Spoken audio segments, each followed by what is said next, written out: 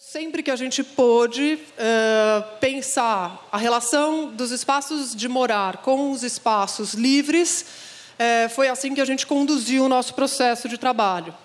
Nesse sentido, ele é um processo que procura ser inclusivo e oferecer ganhos para a maioria das pessoas envolvidas, sejam elas diretamente relacionadas ao empenho da habitação, sejam elas outras pessoas habitantes daquele bairro, daquele lugar. A outra coisa que acho que é importante falar é que o desenho desses espaços ele está diretamente relacionado a algumas características dos empreendimentos. Por exemplo, quem põe a demanda, quem coloca, quantas unidades, que tipo de projeto se desenvolverá, se esse projeto tem o envolvimento de outras secretarias, no caso de ser uma demanda vinda do poder público, tem um impacto direto sobre o desenho e sobre a maneira como o diálogo com a comunidade se estabelece.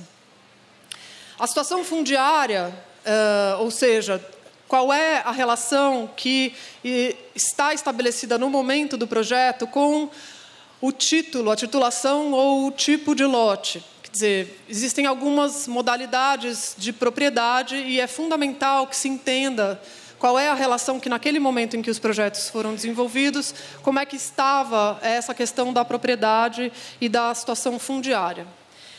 E a outra questão que é muito importante é qual é o sistema de financiamento que envolve esses projetos, porque a verba no Brasil para a habitação ela está direcionada somente ao edifício, muitas vezes.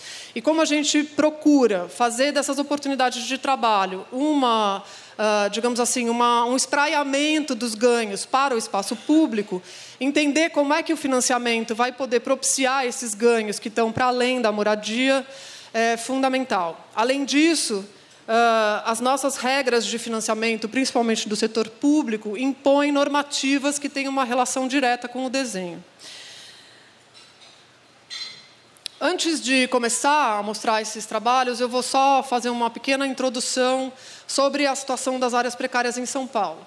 Essa é a nossa mancha urbana, que extrapola essa linha preta, que é o nosso limite administrativo. E, à medida que ela vai ficando mais clara, a gente vai se aproximando da área de ocupação no tempo.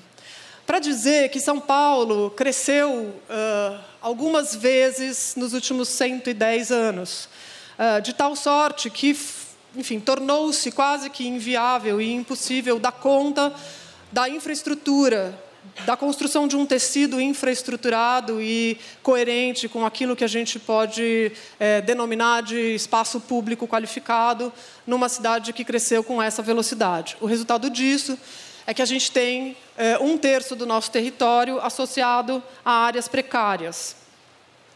Esse é o nosso limite administrativo e tudo aquilo que está em vermelho, em roxo, são áreas consideradas precárias do ponto de vista ambiental, do ponto de vista da propriedade, do ponto de vista social. É uma mancha que se espraia pelas bordas da nossa cidade e que nos últimos 10, 15 anos vem vivendo um processo de um novo olhar, digamos assim.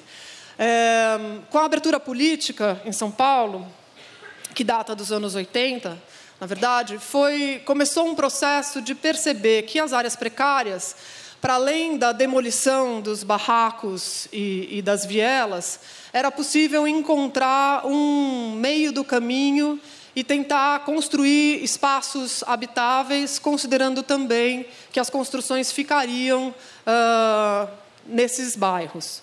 Esse processo, enfim, é emblemático no Rio de Janeiro, com um programa chamado Favela Bairro, que é dos anos 80, e veio se constituindo como uma força metodológica, como um olhar importante para a intervenção em áreas precárias em São Paulo.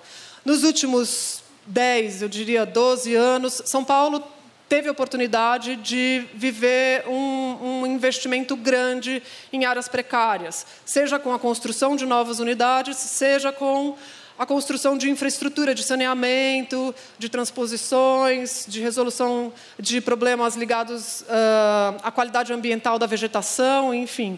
E esses 3 projetos que eu vou mostrar para vocês, eles estão inseridos um pouco nesse cenário que se coloca. O primeiro trabalho que eu vou mostrar É um trabalho pequeno do ponto de vista da quantidade de famílias envolvidas e do potencial, digamos, de espraiamento dos benefícios dessa intervenção. Esse trabalho ainda não virou uma construção, ele está numa fase só projetual, mas como ele é o primeiro nosso, ele teve um papel pedagógico, digamos assim, nos nossos métodos de trabalho dentro do escritório. Essa comunidade, que vive numa região da cidade, que é a Zona Oeste, junto do CEAGESP, que a gente pode ver aqui na foto aérea, essas duas manchas vermelhas são as comunidades com as quais a gente tem uma relação mais intensa, porque onde está essa casinha verde funciona uma escola chamada Instituto Acaia, que oferece para as crianças dessas duas favelas e para esse Laranjinha, que é um conjunto habitacional dos anos 2000, muito degradado, oferece, no horário invertido das salas de aula, atividades de artes e de apoio pedagógico e psicológico. As atividades do Instituto Acaia, eu acabei me envolvendo pessoalmente com esse instituto, sendo professora de desenho lá, e pude entrar em contato com essa comunidade de uma maneira mais rotineira. Nesse momento, em 2005, a favela ocupava uma trincheirinha, que é essa que vocês veem aí entre os galpões industriais dessa área em torno do CEAGESP de São Paulo. O CEAGESP é o nosso mercado central, digamos assim, de abastecimento da cidade toda.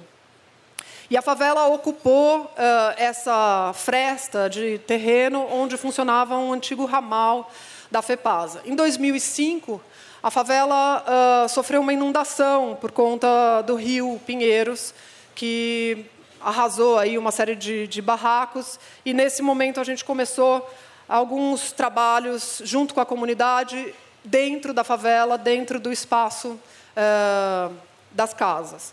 Essas são algumas imagens do trabalho do Instituto Acaia, para vocês conhecerem, enfim, essa parceria, digamos assim, entre uma atividade que é de formação, de cidadania, de solidariedade e, ao mesmo tempo, de discussão do que é o espaço precário das favelas. Então, em 2007, a gente começou a fazer algumas ações para ativar, dentro da favela, a percepção do que seria o espaço livre, né? Vamos lembrar que, numa favela, todo o espaço que não tem um barraco construído é só circulação. E é nesse espaço de circulação que acontece toda a vivência dessa coletividade. Esse espaço, ele não é necessariamente um espaço público, porque não é qualquer um que pode entrar lá. É preciso conhecer alguém, é preciso uma permissão, ou porque tem uma relação com o tráfico de drogas, ou porque, de fato, não se configura com um espaço público, mas os vazios têm uma potência muito grande de sociabilidade. Então, a gente fez 3 trabalhos capitaneados por esse instituto, mas que envolviam o espaço vazio da favela. O primeiro deles é a construção desse banco, que foi uma demanda dos próprios moradores e dos alunos da marcenaria dessa escola. A gente desenhou juntos e construiu juntos um banco na entrada da favela.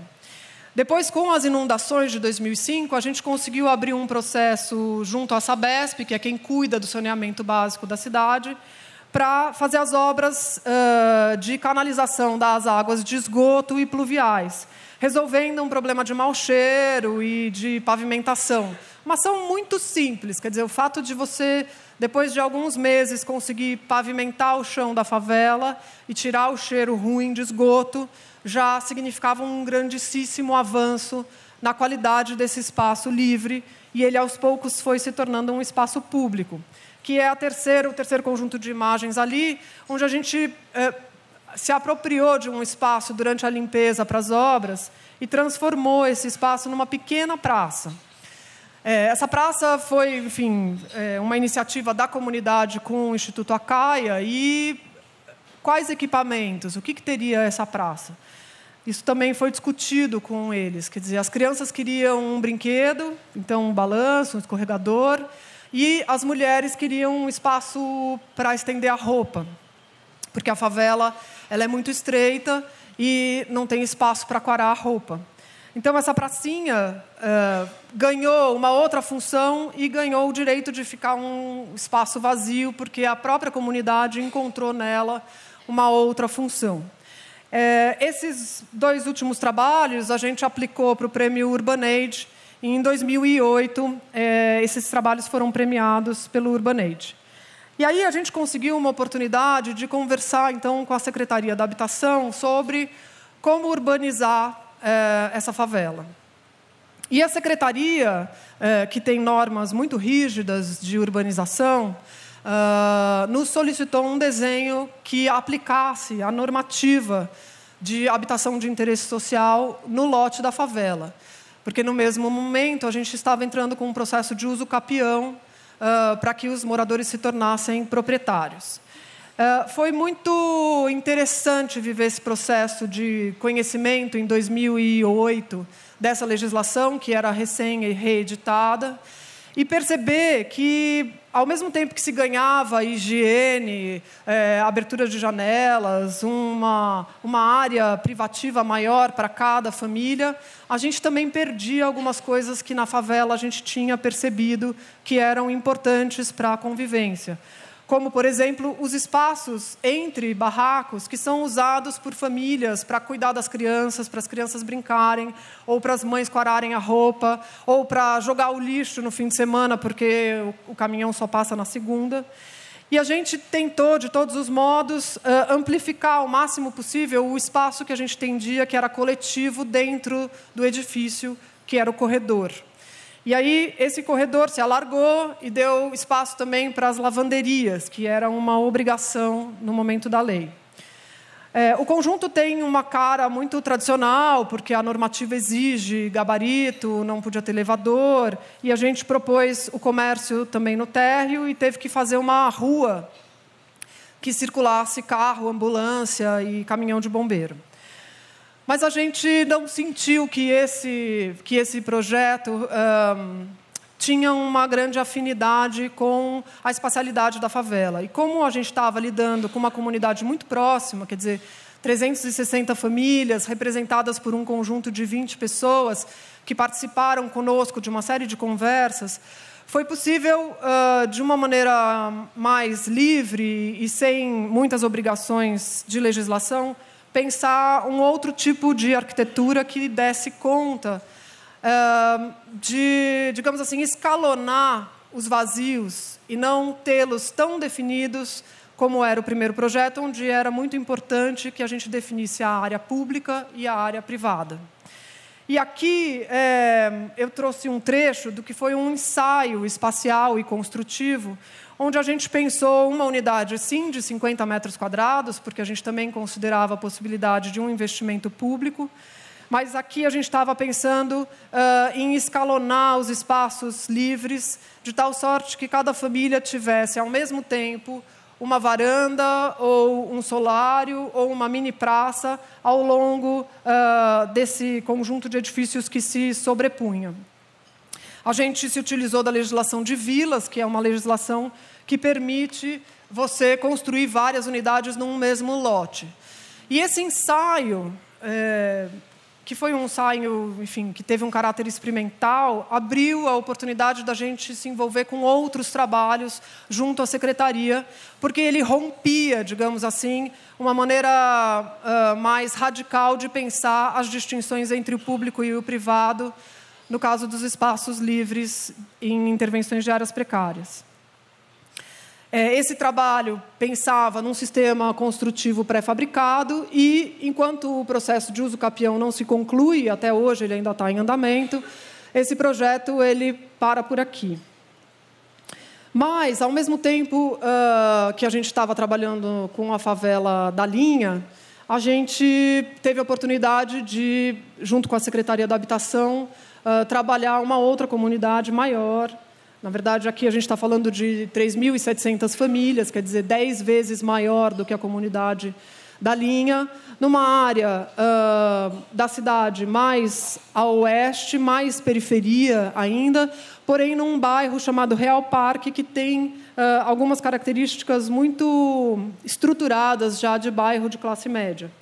Esse projeto teve a coordenação geral da SEAB, teve o envolvimento de outras secretarias, porque a gente está tratando de uma área com córrego.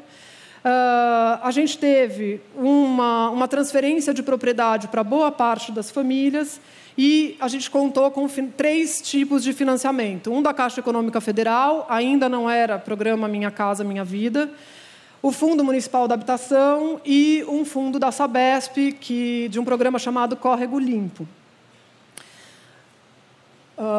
Uma localização melhor do bairro do Rio Pequeno, onde se encontra a favela, fica, enfim, a oeste do Rio Pinheiros, atrás da cidade universitária, no entroncamento de 2 avenidas importantes. Uma delas é a avenida que tem o Rio Jaguaré no meio, que é a Avenida Politécnica, e outra não é mais uma... Enfim, aqui já é uma avenida, mas depois transforma-se numa rodovia, que é a Raposo Tavares.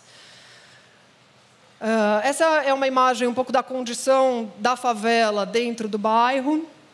A favela tem 1,5 km, 1,6 km de comprimento por mais ou menos 100 metros de largura. Ela é bastante densa, mas o entorno, do ponto de vista do programa público, ele é bastante infraestruturado. Quer dizer, tem várias escolas, tem um CEL, que é essa mancha amarela mais no alto, que é o CEL Butantã. Ele tem 2 avenidas de acesso bastante rápidas, apesar de estar longe dos sistemas de transporte de massa, como o metrô, o CPTM. Tem várias linhas de metrô que cruzam aí. Tem um centro comercial que está ao longo da Avenida Rio Pequeno. Tem várias escolas públicas. Tem outras praças, mas tem uma condição ambiental muito precária. Quer dizer, a favela do Sapé tem a maioria dos seus habitantes com um salário entre 0 e 3 salários mínimos por família, o que é uma renda muito, muito baixa, o que é uma precariedade social muito grande. Economicamente também são pessoas muito frágeis e ambientalmente a gente, quando chegou lá para começar o trabalho, encontrou muitos barracos sobre o rio, sobre o leito do rio. E esse leito muito sujo, muito degradado. Esse trabalho ele começou dentro da Secretaria da Habitação em 2002. Em 2004, a Secretaria conseguiu o direito de propriedade de uma parte das famílias e ela licitou uma obra de urbanização e de canalização do córrego do Sapé. Entretanto, em 2010, quando nós nos aproximamos desse problema, a favela era 30% maior do que aquela que a Secretaria vinha trabalhando. Então, o projeto teve que ser revisto integralmente. E a gente se deparou com uma densidade muito grande de barracos sobre o leito do rio. Praticamente não dá para ver o leito do rio. Isso resultou numa grande área de remoção de casas. Muitas casas tiveram que sair. Das 3.700, nós tivemos que tirar mais ou menos 1.100 casas, por conta das faixas de proteção da água, por conta de deslizamento, por conta de inundação. Então, o projeto tinha que enfrentar, ao mesmo tempo, a construção de uma oportunidade de áreas verdes públicas, mas também a construção de novas moradias. Em linhas gerais, esse desenho ele é uma somatória de diálogos e de entendimentos dessas demandas. A Secretaria montou um conselho gestor que contou com a participação dos moradores e desse conselho também faziam parte todas as outras secretarias envolvidas nesse projeto. Então, a gente tinha a Secretaria da Habitação, a Secretaria de Áreas Verdes, a Secretaria de Obras Públicas, a Sabesp, a comunidade, tentando encontrar um desenho consensual, com o mínimo de remoções e com o máximo de retorno de moradores para essa região, porque, afinal de contas, eles agora eram proprietários dessa terra. Então, a gente pensou um projeto que também pudesse significar esse desejo de encontro de todas essas secretarias e essa oportunidade de trabalho. É um projeto que procura costurar e amarrar esse novo território que se apresentava, com essas remoções todas, ao mesmo tempo integrando esse lugar que cindia a cidade em 2 pedaços, porque, por conta desse comprimento de 1,5 km, esses 2 bairros eram muito separados. Então, o processo de trabalho estruturou essa área verde ao longo do canal, 3 áreas verdes maiores e as unidades habitacionais envolvidas por essa área de parque. As casas remanescentes seriam todas abastecidas de infraestrutura pública, de serviços públicos, água, energia, escada, lixo, que são pequenas ações que aconteceram dentro dos quarteirões remanescentes e que foram muito significativas para dar uma certa coerência do todo. Essa é uma implantação geral que mostra que as edificações novas e as remanescentes estão misturadas com essa área verde nova, que era um caminho que se desejava construir ao longo do rio, mas principalmente que fizesse uma leitura dessa paisagem, acomodando essa calha do rio. A calha não tem uma declividade muito grande, entretanto, ela poderia acolher não só a área verde, mas também a moradia, e dessa forma integrar os espaços. Mas acontece que a moradia também exige uma área de resguardo, uma área de privacidade. Então, como construir moradias no meio de um parque? E a gente acabou optando por fazer um pequeno escalonamento da área de implantação, da cota de implantação do parque em relação às moradias existentes e às novas. Ou seja, o parque ele está assentado mais ou menos 1 metro abaixo da cota de todos os barracos remanescentes e de todas as novas construções. E uma série de transposições foram propostas para que se pudesse conectar um lado ao outro. Essa é a ponta mais perto da Avenida da Politécnica, onde a gente tem um estreitamento, digamos assim, do terreno como um todo, e a gente procurou pensar uma edificação que separasse em 3 peças, digamos assim, em 3 elementos arquitetônicos, o volume dos apartamentos, o volume da circulação horizontal e o volume da circulação vertical, para que, dessa forma, a gente pudesse acomodar melhor a um terreno com uma geometria muito difícil, com uma topografia também complicada, na medida em que a gente queria separar verticalmente as áreas públicas das privadas.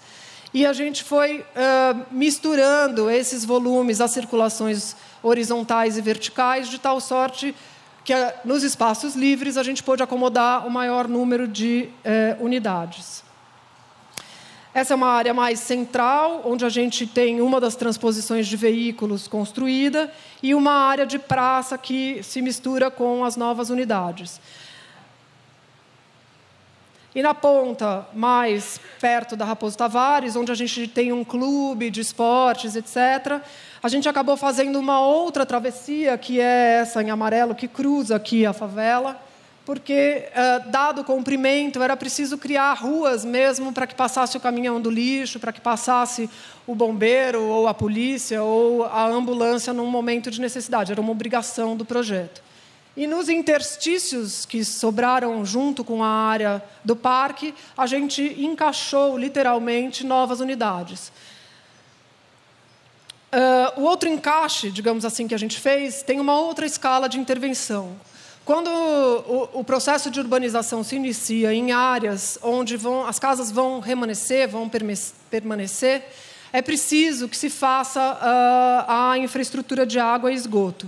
E isso, necessariamente, acarreta em novas remoções, no miolo dessas quadras, porque os lotes e os predinhos e as casas são todas muito juntas, então você precisa criar vazios.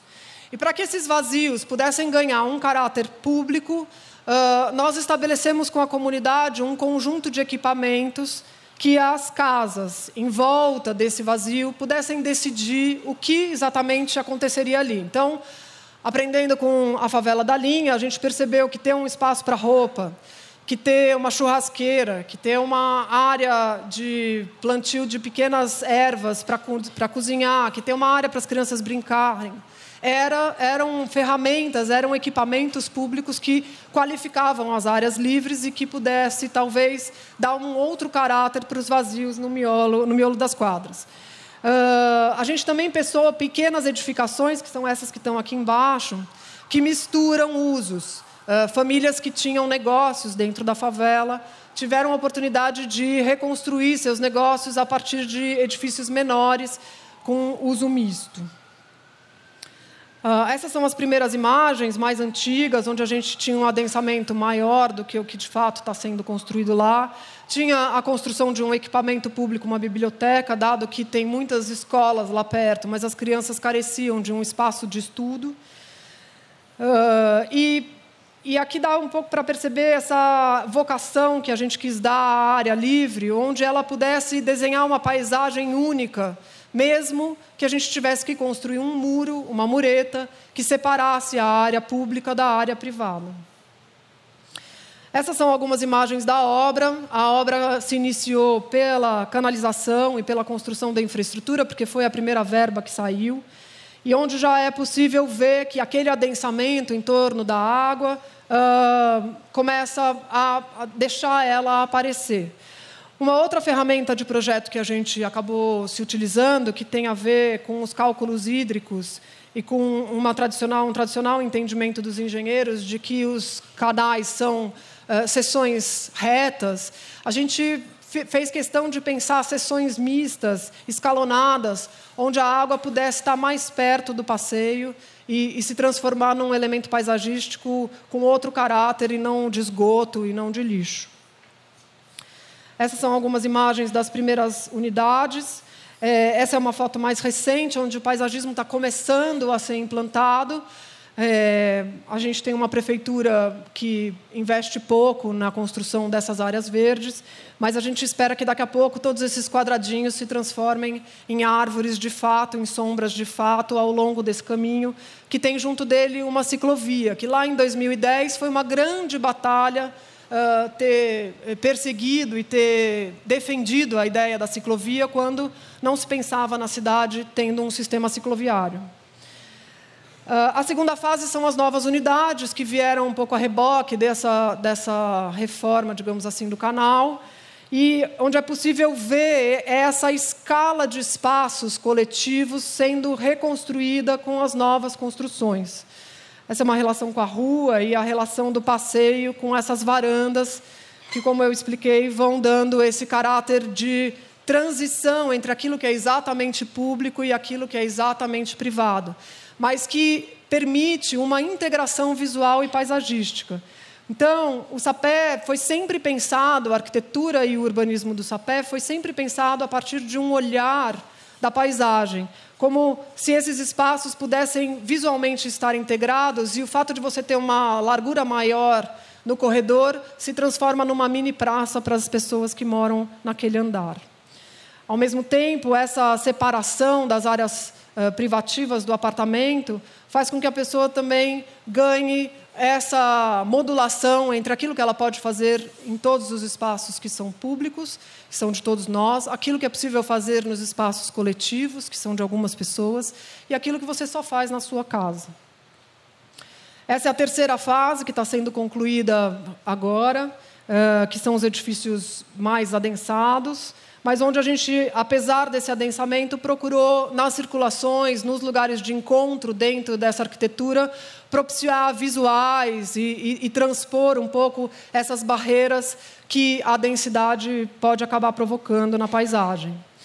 E é possível já perceber esse, registro fotográfico do fotógrafo e arquiteto Pedro Vanucchi, como a habitabilidade desses espaços livres de circulação fez com que se transformasse mesmo esse entorno e ganhasse aí uma outra qualidade de vazio que está aí para ser usado de muitas maneiras. A gente sabe que já tem acontecido festas, encontros, que as crianças brincam na beira d'água, que eles andam de bicicleta dos dois lados e não só onde tem a ciclovia.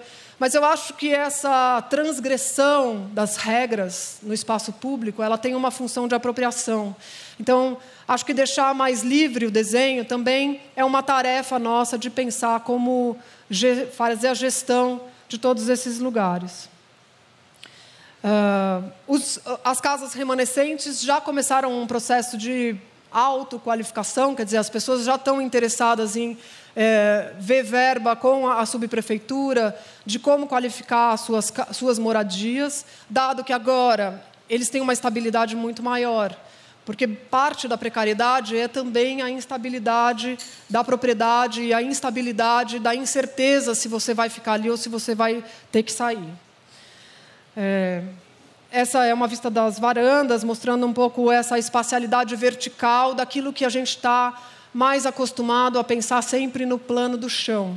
A gente procurou levar para um outro nível o espaço das praças, o espaço das varandas, o espaço dos mini lugares de encontro da cidade.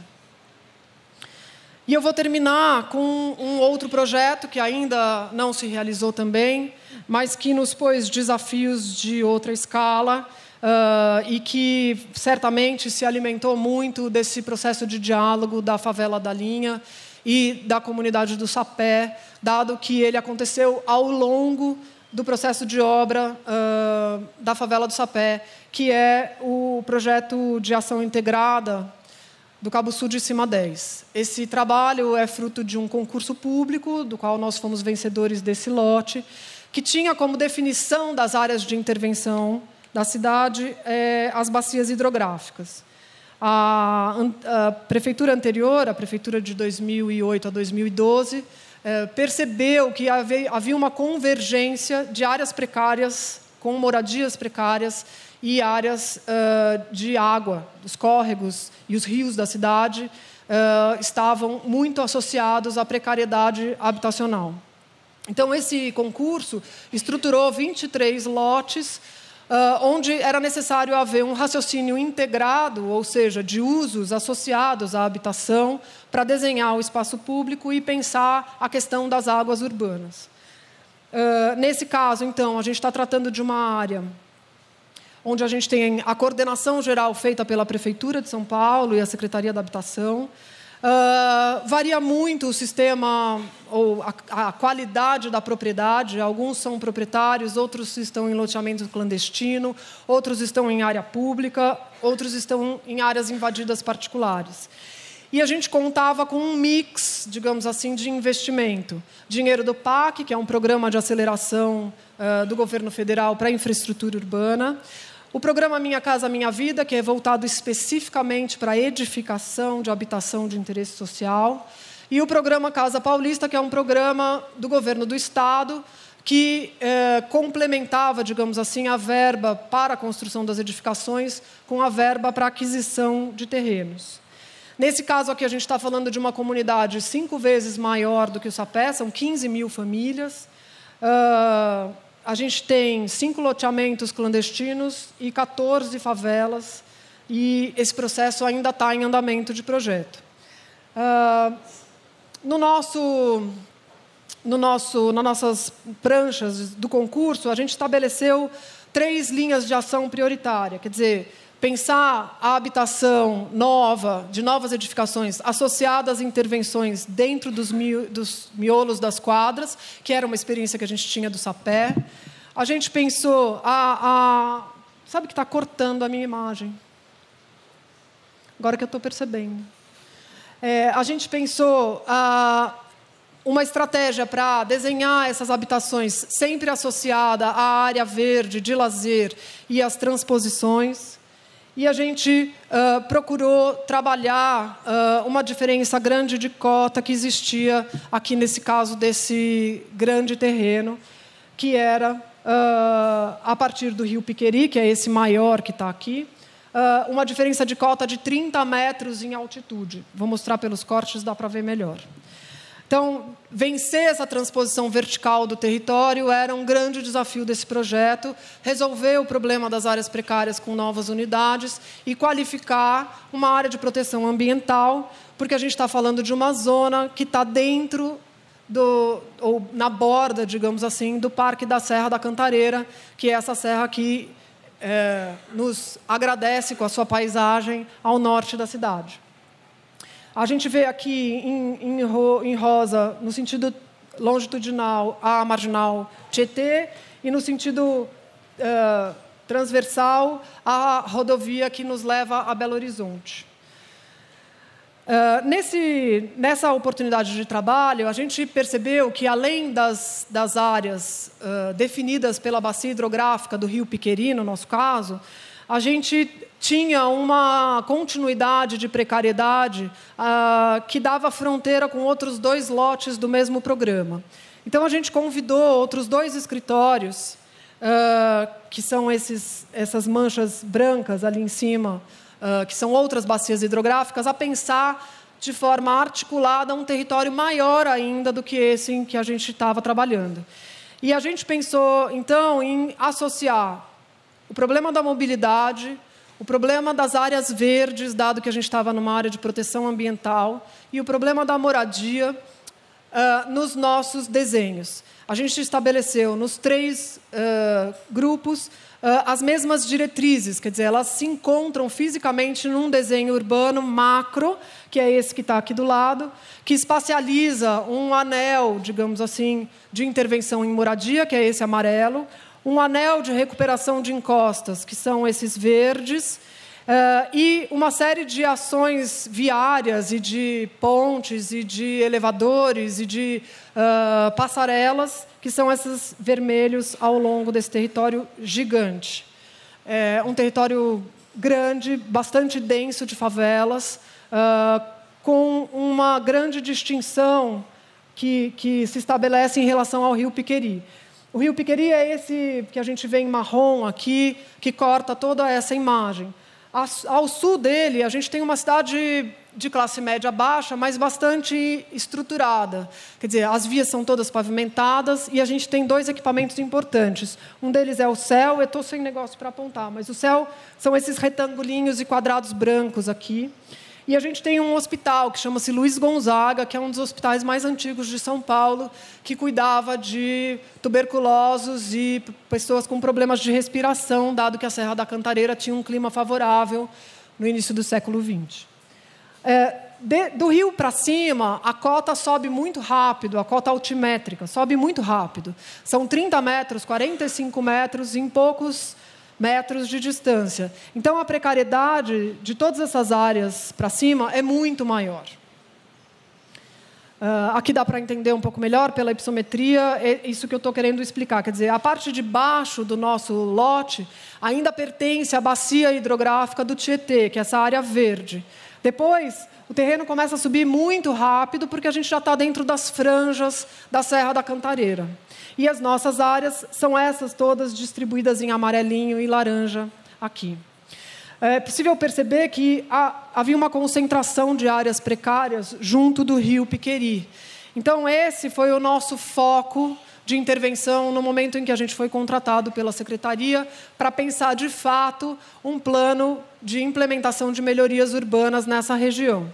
A gente acabou assumindo um tema que estava em discussão dentro da Secretaria, que seria transbordar os limites da propriedade e criar uma unidade territorial que contemplasse todo esse córrego, toda essa borda, digamos assim, ao longo do Rio Piqueri. Esse projeto ele se estende para os outros territórios que estavam sendo pensados no programa Renova São Paulo. A gente resolveu assumir que o Rio seria, como o Felipe comentou, o nosso projeto âncora, ou seja, seria a partir de uma intervenção mais radical ao longo do Rio Piqueri que a gente esperava que outras ações menores ao longo desse território mais informal da parte superior pudessem se catapultar. Então, a gente passou pelo processo que a Secretaria estabeleceu, que era definir quais seriam os barracos a serem retirados, removidos, e a gente, nesse momento, se deparou com 2 remoções de grandíssimo porte.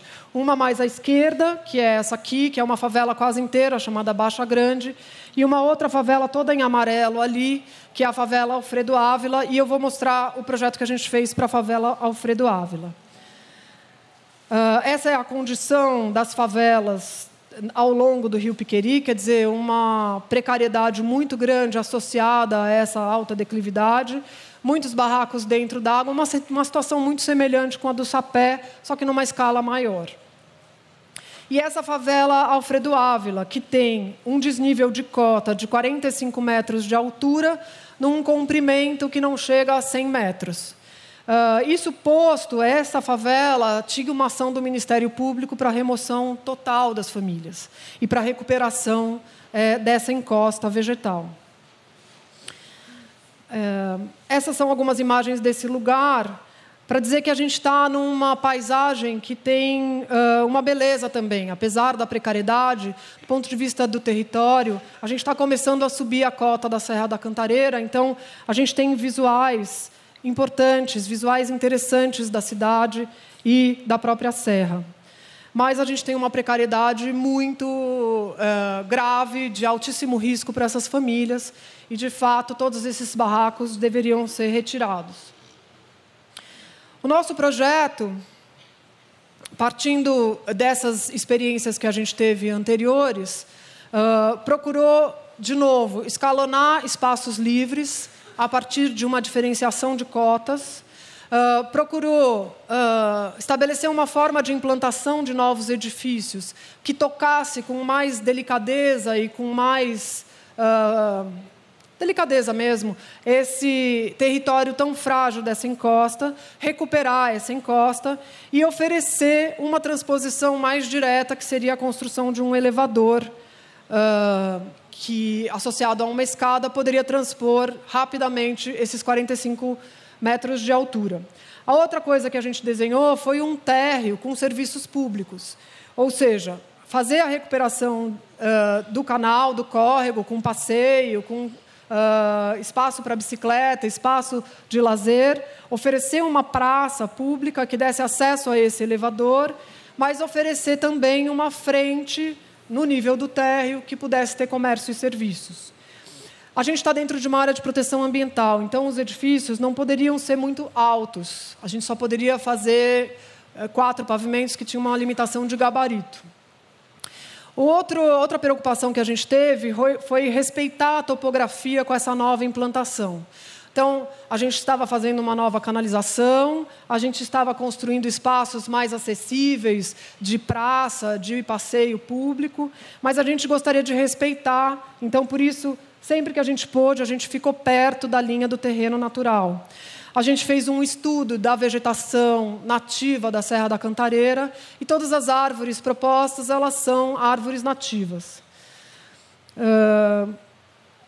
Esse gesto de procurar proteger essa encosta resultou numa arquitetura que toca em poucos pontos de apoio, então o escalonamento do edifício é de baixo para cima, e promove essa transposição direta com esse elevador, sem ter que fazer grandes escadas, grandes intervenções na encosta.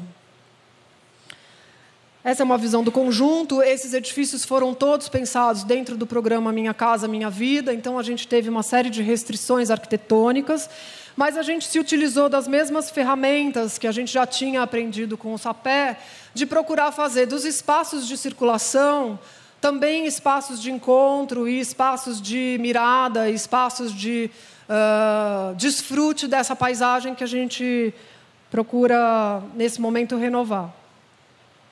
Outros projetos menores foram solicitados depois que houve a mudança de gestão e todos os projetos que agora estão prontos e parece que vão ser licitados são os projetos de intervenção em áreas públicas. Então, a gente desenhou praças, como essa aqui, que é uma praça rotatória, que resolve um problema de circulação de veículos e resolve o problema de uma feira livre, que acontecia no meio desse lugar e que atrapalhava o trânsito, porque ela acontecia às quartas-feiras. Então, a gente simplesmente fez um chão para essa feira e resolveu a circulação de veículos.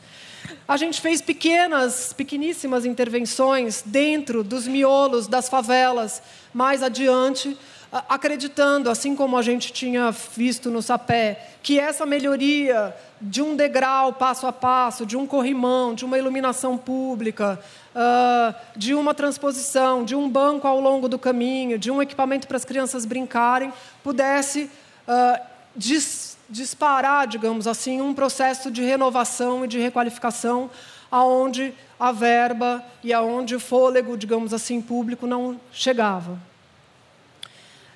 E eu queria dizer que a gente fez esses trabalhos de forma muito experimental também. Quer dizer, a gente acreditou numa convivência, num estabelecimento de uma pauta de diálogo entre todos esses pares, entendendo que juntos é que se pode encontrar uma oportunidade para qualificar a vida de pessoas que estão nessa situação tão precárias.